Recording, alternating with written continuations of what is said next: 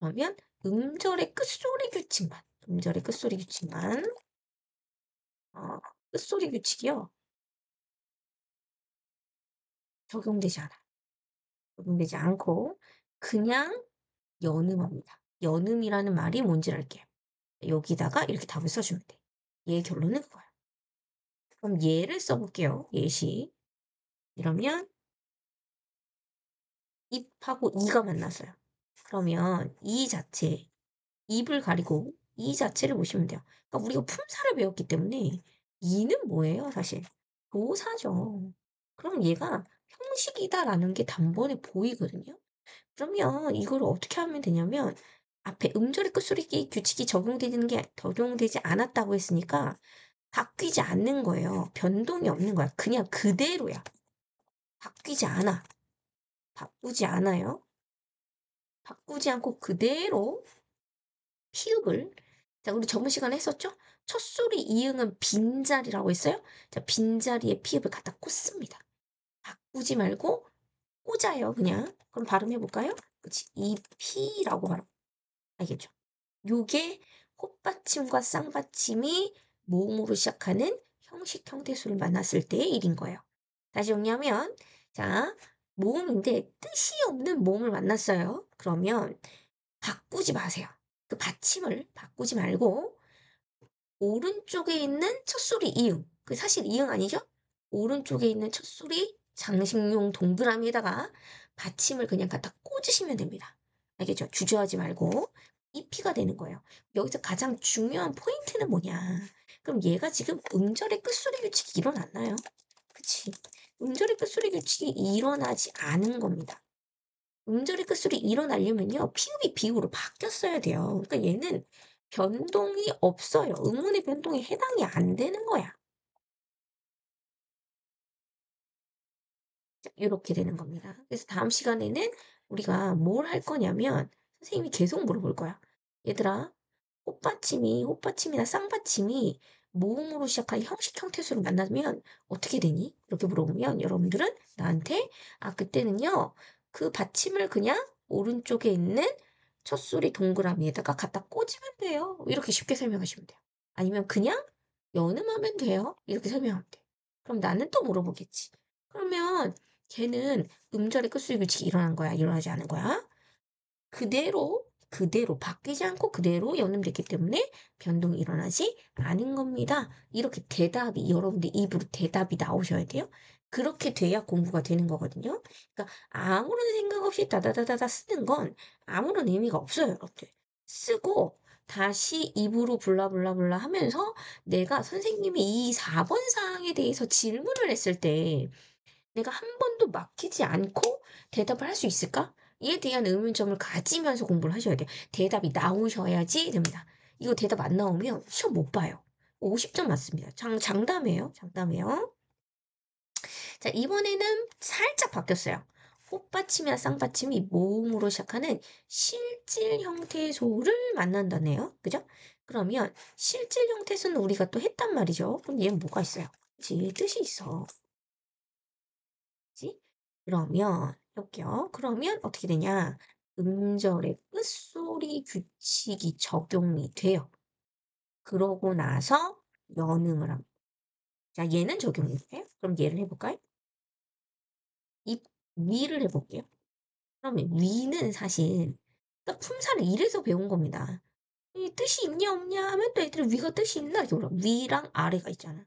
뜻이 있어요? 또 품사적으로 접근하면 어디서 명사잖아. 그럼 얘는 실질 형태소라고. 그지? 그지? 그럼 어떻게 해야 돼? 이 피읍을 어떻게 하라고? 바꾸라고.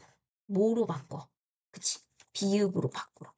그리고 바꾼 걸 어떻게 하라고? 갖다 꽂으라고. 첫 소리 이응에. 그럼 발음해봐 얘들아. 발음해볼까? 하나 둘 셋. 그치? 이, 비 이렇게 되는 거. 그죠? 요거는 음절의 끝소리 규칙이 일어난 거라고요. 이게죠? 일어난 거라고요. 그리고 이 비는요, 붙여 써주는 게 좋겠다. 이게 끊어서 소리가 나면 또 소리가 안 이어져요. 연음은 무조건 앞에가 띄어도 붙입니다. 그냥 이비 이렇게 붙여 쓸게요. 여기까지. 그래서 선생님이 강조하고 싶은 건 뭐냐면, 아, 5번은 음절의 끝소리의 규칙과 관련이 되어 있어요. 알겠죠? 근데 6번, 7번은요. 특히 6번, 특히 7번은요. 얘는요. 자음군 단수나와 관련이 있지. 와 관련이 있는 거지. 음절의 끝소리 규칙이랑 관련이 없어요. 알겠죠? 그래서 결론적으로 이렇게 묶으면 얘네는 음절의 끝소리 규칙이랑 관련이 없어요.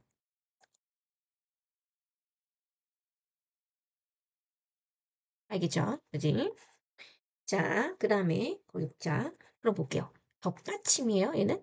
모음으로 시작하는 뭐를 만났어요? 형식, 형태소를 만났어요. 그지?